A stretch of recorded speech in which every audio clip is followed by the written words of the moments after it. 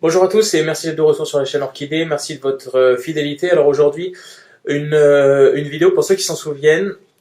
J'avais fait une vidéo sur ce Phalaenopsis là, c'était une vidéo qui parlait des rejets, qui a visiblement, vu le nombre de vues, intéressé pas mal de gens.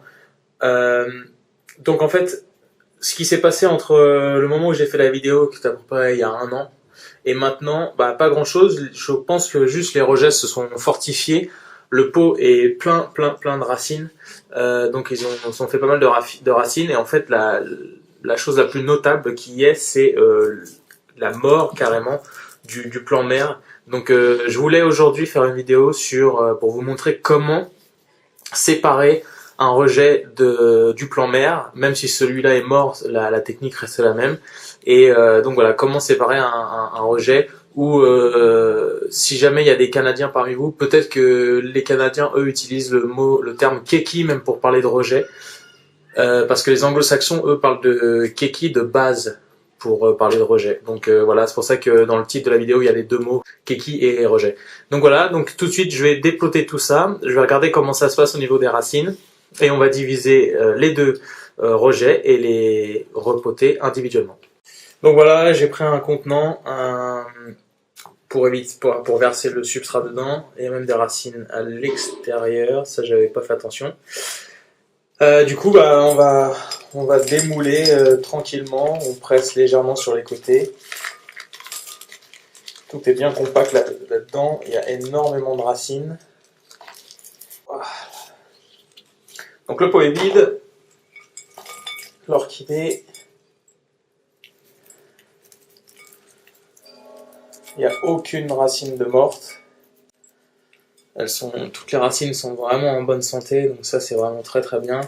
Je vais pas m'acharner trop longtemps à essayer de décoller des morceaux de substrat qui pourraient être... je vais m'approcher un petit peu.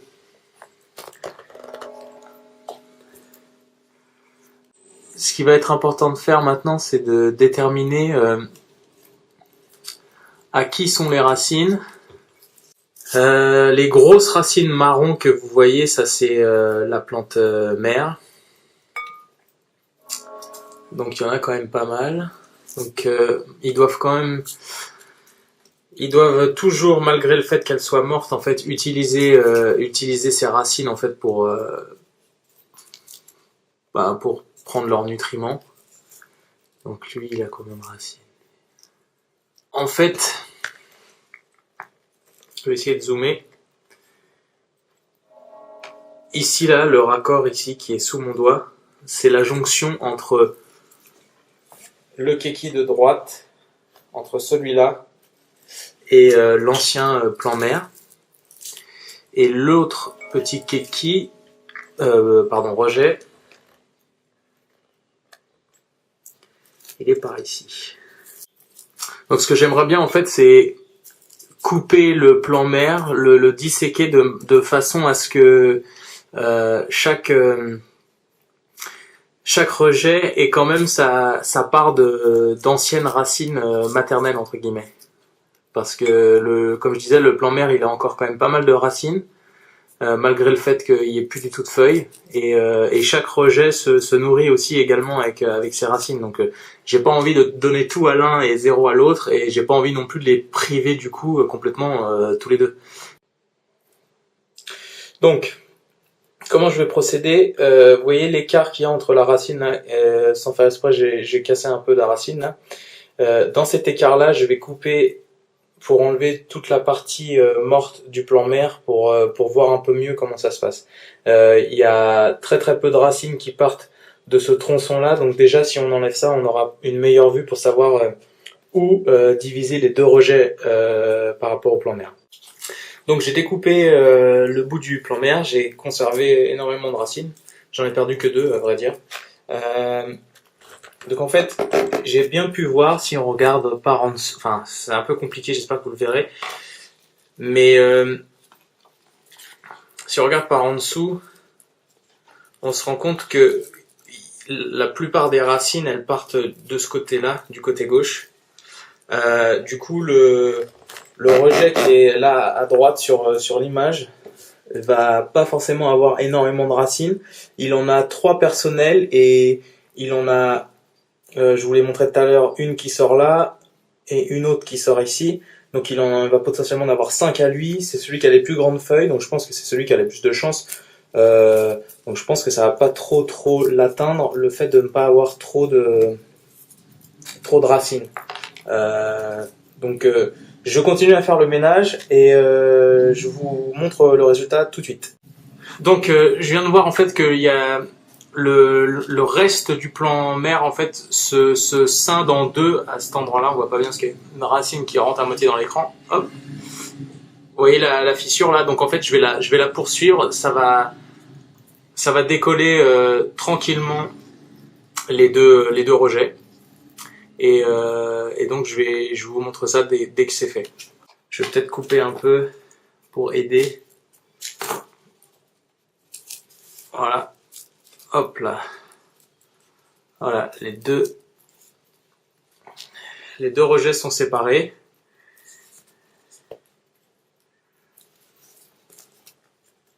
Hop. Voilà, donc on a un rejet avec quand même pas mal de racines, hein. Je pensais qu'il en aurait moins. C'est celui je vous parlais, qui a des débuts de racines, donc il y a lui. Et puis il y a lui qui a le plus de racines, voilà. Donc lui il a pas mal de racines. Alors en fait ce que je comptais vous montrer à la base, mais qui n'a pas été forcément évident sur cet exemple-là, en fait c'était où couper entre le plan mère et le rejet. Je vais vous montrer en fait là-dessus. Ce sera plus simple. Sur le deuxième, ça se voit mieux. Vous voyez bien que l'orchidée, ici, elle fait un espèce de coude. Et en fait, c'est ce coude-là qu'il faut couper au plus près du plan mère, en fait, pour laisser le plus à la nouvelle orchidée. Donc, je pourrais couper ici, en fait. Est-ce que je veux le faire ou pas? Non, moi, je vais pas le faire parce que plus haut, on a cette racine-là qui est attachée. Donc j'ai pas envie de perdre ces racines là parce que c'est celle qui fait le plus gros du système racinaire. Mais en gros, on coupe entre le plan mère et le rejet en fait au plus près du plan mère pour laisser une bonne distance à la nouvelle orchidée. Donc voilà, on se retrouve avec deux orchidées distinctes, séparées, qui sont exactement identiques d'un point de vue génétique, hein, parce que c'était des clones de la mère, du plan mère. Donc avant de les rempoter, je vais pulvériser avec une solution comme je l'avais déjà montré dans la vidéo du rempotage que je vous mets en haut à droite. En fait avec une solution avec de l'eau et de l'eau oxygénée en fait pour désinfecter le tout, pour être sûr. Et donc je vais rempoter ça tranquillement et je vous montre le résultat tout à l'heure.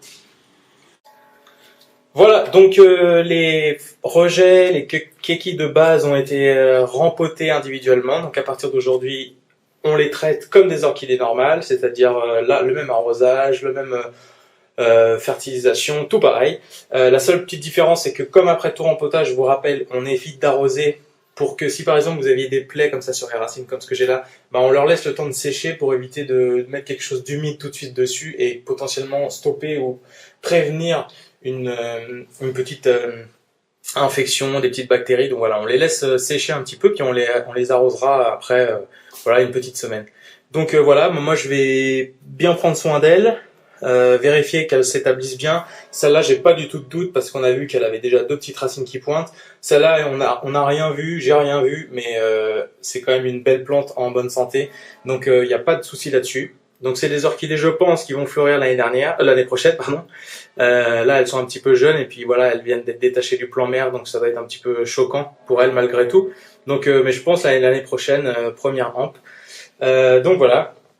Bah, j'ai juste un petit regret, c'est que la vidéo, elle n'est pas été aussi visuelle que ce à quoi je m'attendais. Je pensais que la limitation pour savoir où couper allait être beaucoup plus distincte, mais là je pense que comme il y avait deux rejets sur le même plan mère, je pense que c'est pour ça que ça compliquait un petit peu les choses. Mais l'idée, vous l'avez vu, c'est un rejet en gros sur un phalaenopsis, c'est exactement comme une tige florale. Donc si jamais vous vouliez couper la tige florale, vous la couperiez à ras. Et bah là vous faites exactement pareil avec le rejet. Vous pouvez couper à ras. L'essentiel c'est que voilà, vous n'endommagiez pas le plan mère, sauf si, comme dans mon cas à moi, il est mort. Et aussi, bien entendu, ne pas endommager le rejet et s'assurer aussi, de la même manière qu'un keki, que le rejet a assez de racines pour continuer sa croissance et que ça soit pas trop un choc pour lui. Donc chaque rejet ici a largement assez de racines pour repartir et pour bien s'adapter et s'acclimater dans son nouveau pot, donc je me fais aucun souci. Donc voilà, donc bah moi du coup je me retrouve avec 4 Phalaenopsis hybrides blancs. Donc j'avais celui-là qui est derrière, qui est un très très ancien, le Kokedama. Si pour ceux qui ne savent pas ce que c'est, je vous mets un lien de la vidéo que j'avais fait sur ça. Et voilà, donc ces deux petits rejets là qui sont aussi des Phalaenopsis hybrides blancs. Donc 4, j'ai pas grand chose à faire de 4 Phalaenopsis, ça fait un peu trop pour une seule personne. Donc je pense que ces deux petits rejets là vont être sujets aux adoptions, c'est-à-dire je vais, si jamais ça vous intéresse, 2 personnes d'entre vous, je vous offrirai un rejet chacun. Donc si jamais il y a déjà des gens qui sont intéressés, vous pouvez le mettre en commentaire. Et de toute façon, je referai une vidéo à ce sujet-là quand je verrai qu'ils sont bien réétablis, parce que je vais certainement pas donner des plantes qui sont pas au top.